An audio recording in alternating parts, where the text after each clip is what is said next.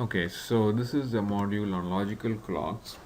So instead of using the physical clocks at the processes, we are going to come up with this notion of a logical clock that keeps track of the time based on the events that occur at the processes.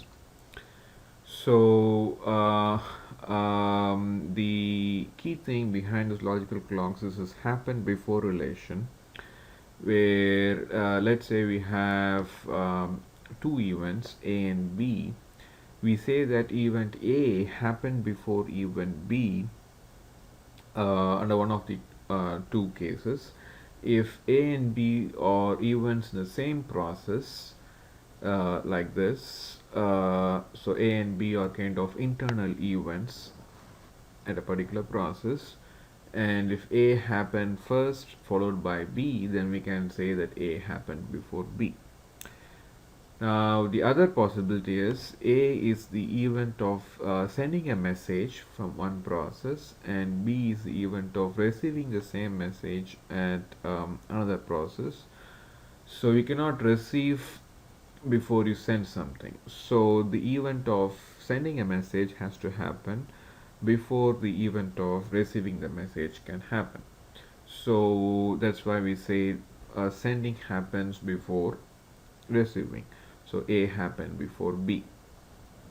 Okay.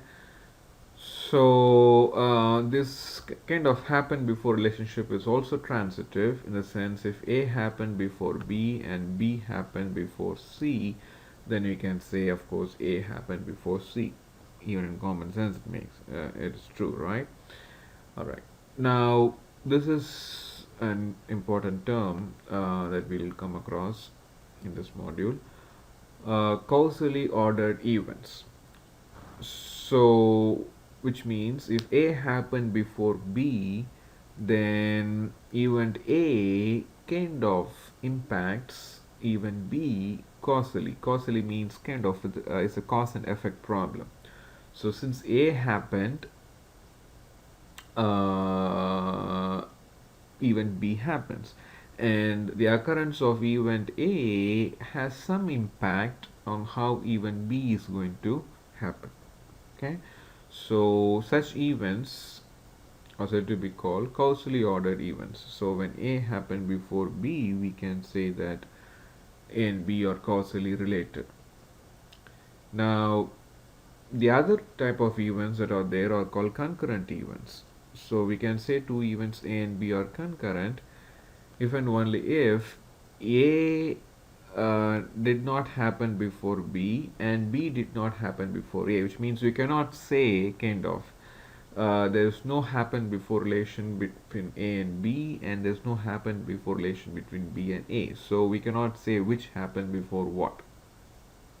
Okay, so when A and B are not causally related to each other, then we can say A and B are concurrent events.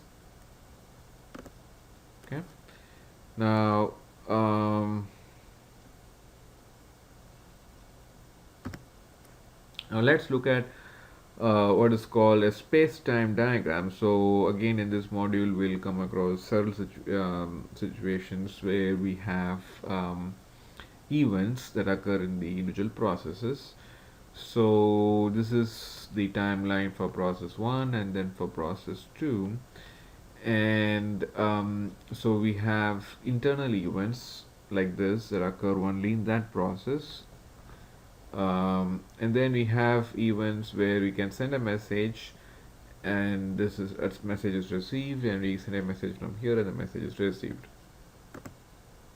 Now the first type of logical clock we're going to see is called a Lamport's clock. It keeps track of the events occurring at a particular process. So the event may be an internal event or a sending event or a receiving event, but it keeps track of only the events in a particular process. And it's basically a monotonically increasing integer.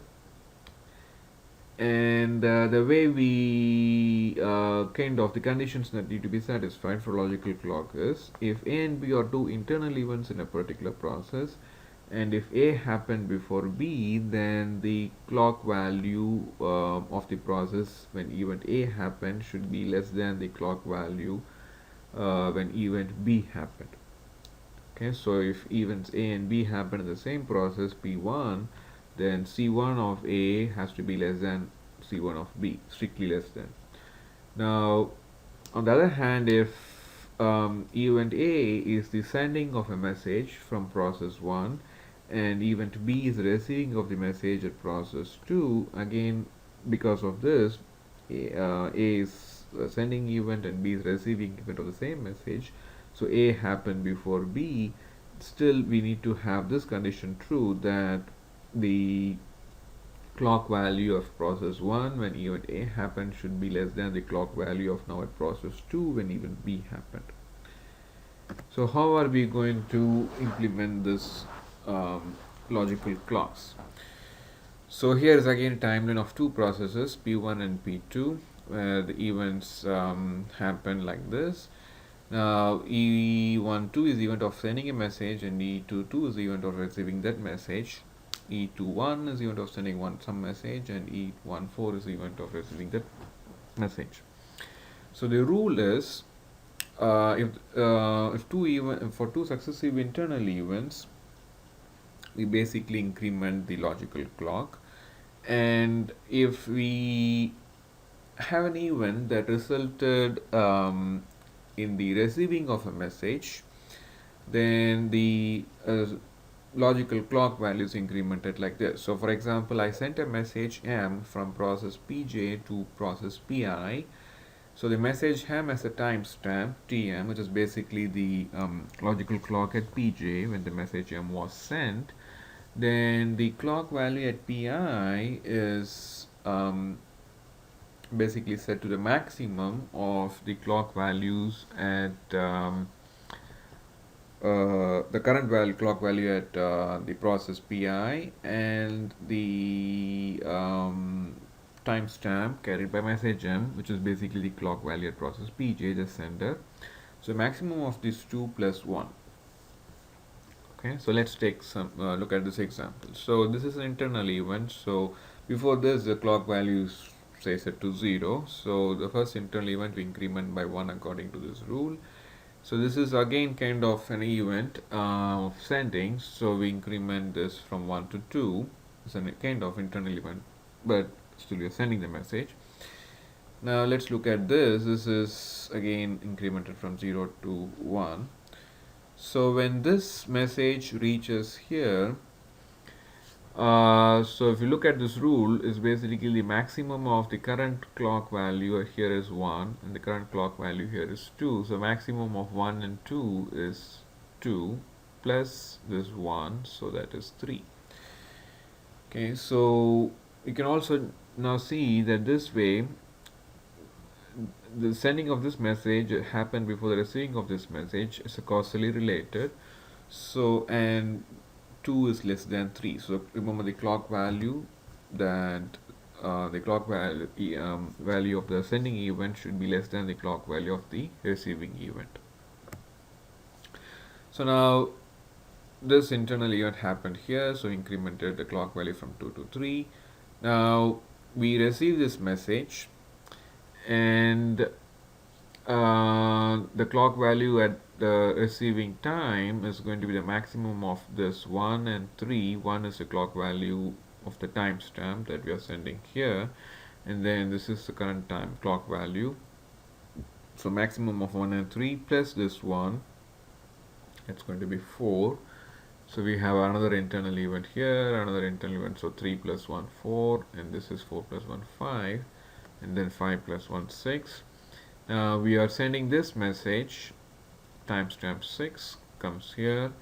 So the maximum of 5, the current time until this, and 6, maximum of 5 and 6 is 6, plus 1, which is 7. And then the timestamp of this message is 5, and this is 6, so maximum of 5 and 6 was 6, plus 1, which is 7. And then these are two internal events, so increment from 7 to 8 in each process. Now what we want to be able to do is what is called causal ordering of events. So given a sequence of events, we want to say whether A happened before B or B happened before A or A and B are concurrent. Okay, so we want to basically find out whether two events are causally related or not.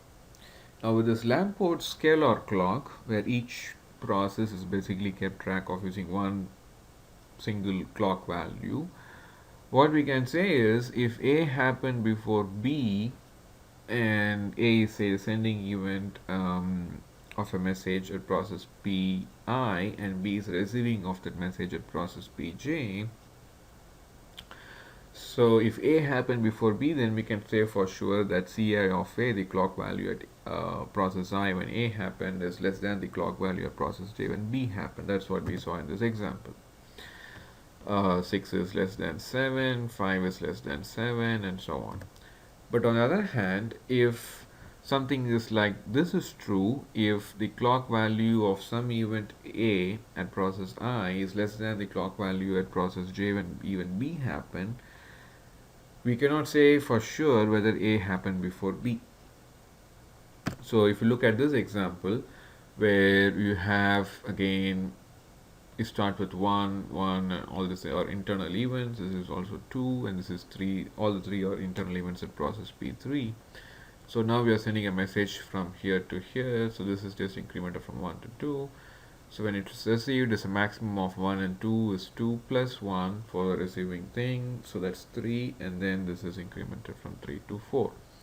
So now when you look at these two events, E11 and E32, and by the way, the convention in which we are now assigning these numbers are, all these things have the first number is 1, indicating it's process 1, and this is the first event, second event, third event.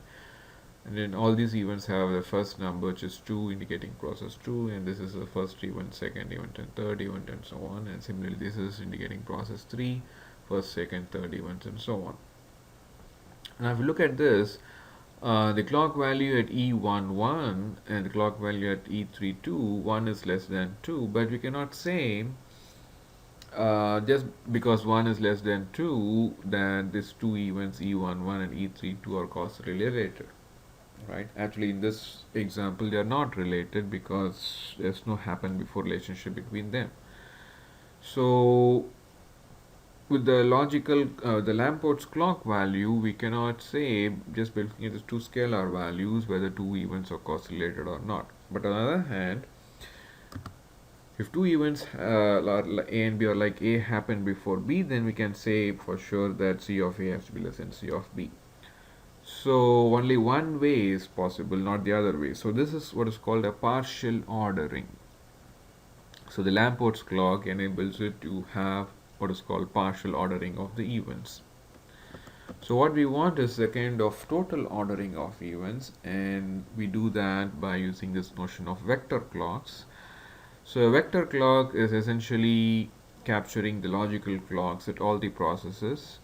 So the vector as a clock of a process is essentially a vector as an array of the scalar values. So the vector clock at process I, the value entry for process I is basically the scalar clock value at process Pi, and for every other process Pj, it's the best guess of process Pi what is the current scalar value at process Pj.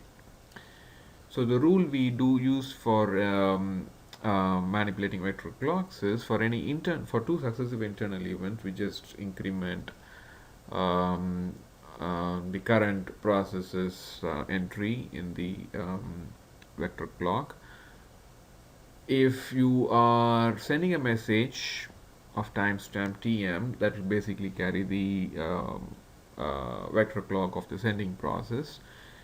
So at the receiving side, the vector clock is going to be essentially the maximum of the vector clocks, the individual vector clock entries of the receiving process and the timestamp. So let's do some examples. So we have three processes here, so the vector clocks are going to have three entries, one for each process. Now this is of course the first entry indicates process 1 in every process vector clock. The second entry indicates process 2, and the third entry indicates process 3. That's the same convention across all the clocks at the different processes. So this is an internal event at process 1, so we just increment. So to start with, every process starts with a vector clock of 0, 0, 0, in this case of 3 processes. So we basically increment the first entry that corresponds to process 1, so increment that, so we have 1, 0, 0. And this is kind of an internal event, ascending event, but this is also an internal event, so increment that from 1 to 2, so 2, 0, 0. Now in this process, it's an internal event, so we start with 0, 0, 0 and increment that from 0 to 0, 1, 0. Now look at this event. So this is the receiving of this message. So this is the second event at this process P2. So we at least now have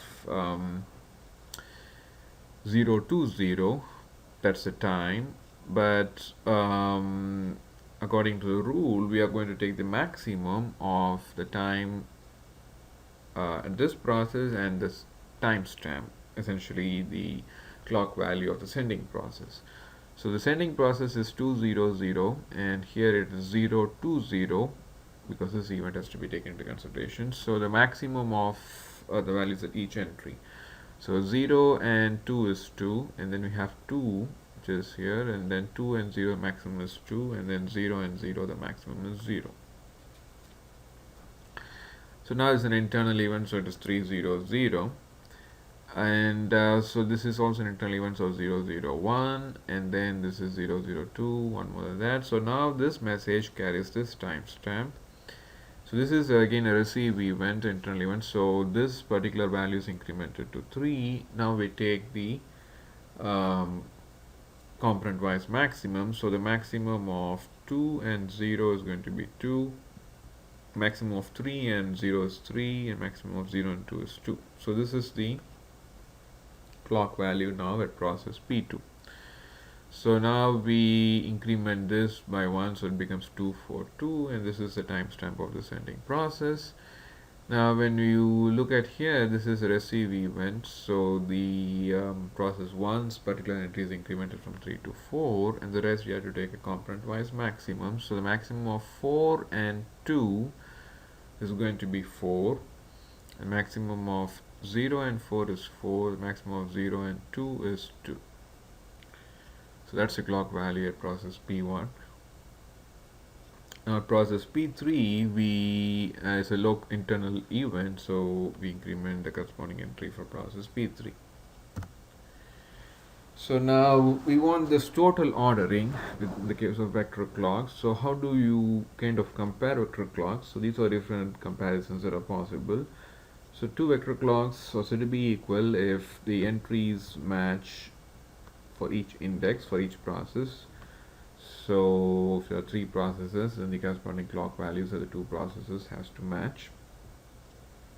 And then we say the 2 vector clocks are not equal, like this, if there is at least one entry for which the clock values are not the same. So here 2 is equal to 2, but 1 is not equal to 2. So the rest of the entries are the same, but there exists at least one entry where the for which the clock values are not the same. Now less than or equal, so the if you're given 2 vector clocks like this, then if the values in the vector clock on the left side every time for every index is less than or equal to the values on the right side, then we can say this is less than or equal. Now the less than relationship is, again, the 2 vector clocks have a less than or equal to relationship like this, and there's at least one entry for which the clock value on the left hand side is strictly less than the clock value on the right hand side, like this 1 and 2 is strictly less than. Now the concurrent process vector clocks, so you see here this clock and this clock, 2 is less than 3, but 3 is greater than 1. So we cannot say this clock is less than this, because for one entry, one clock is larger, the other entry, for another entry, the other clock is larger. So you cannot say this clock is less than this. Likewise, if you look from the other point of view, you cannot say this clock is less than this. So if these two clocks are the vector clocks of two events A and B, since we cannot say this clock is less than this or vice versa, then we can say that the two events are now concurrent. So essentially, by looking now at the clocks, we can say whether A happened before B or B happened before A, or A and B are concurrent. So let's look at some examples. So the vector clocks do provide this total order property, which means if A happened before B, then the vector clock value of event A at process I, here you are focused more on the messages. So the vector clock value at process I is less than the vector clock value of event B at process J. Similarly, if the vector clock value of event A at process I is less than the vector clock value of event B at process J, then we can say A happened before B. And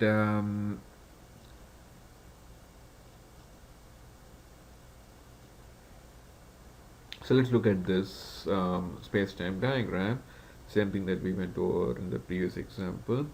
So we can say that if E31 happened before E14, then the vector clock 001 is going to be strictly less than 442, in the sense that, of course, here every value is less than. Okay, but we don't need to have like that. Even if one value is less than, the others are equal to, then we can say still say it's less than. Okay, so like this, E12 and E23, so 200 and 232, so 2 is equal to 2 here, but 0 is less than 4, that itself is sufficient, but you also have 0 less than 2. Now E11 and E33, so you have 100 and E33 you have 003, so we have this 0 less than 3, but this 0 is less than 1, so we cannot say this happened before that or vice versa, so they are concurrent events. Similarly, E13 and E23, this 0 is less than 2, this 0 is less than 3, but this 2 is less than 3. So again, we cannot say which happened before what, so again, they are concurrent events. Okay, so I'll stop with this.